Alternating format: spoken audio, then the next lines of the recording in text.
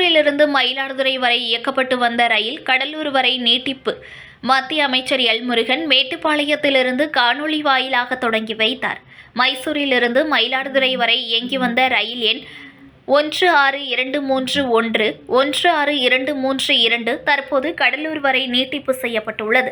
இதற்கான தொடக்க விழா மயிலாடுதுறை ரயில்வே சந்திப்பில் 2வது பிளாட்பார்மில் இன்று நடைபெற்றது. இந்த நிகழ்ச்சியில் மத்திய அமைச்சர் எல். முருகன் மேட்டுப்பாளையத்திலிருந்து காணொலி வாயிலாக பங்கேற்று ரயிலை கொடியசைத்து தொடங்கி வைத்தார்.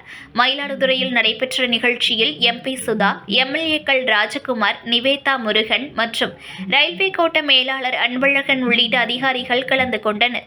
மேலும் இந்த நிகழ்ச்சியில் மயிலாடுதுறையில் இருந்து திருச்சிக்கு வார நாட்களில் காலை 8:05 மணிக்கு சென்று வந்த ரயிலை வாரத்தில் 7 நாட்களுக்கும் இயக்க ஏற்பாடு செய்யப்பட்டு அதன் தொடக்க விழா நிகழ்ச்சியும் நடைபெற்றது.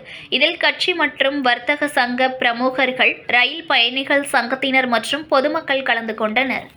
News One தமிழை லைக் பண்ணுங்க, கமெண்ட் பண்ணுங்க, ஷேர் பண்ணுங்க, மறக்காம சப்ஸ்கிரைப் பண்ணுங்க.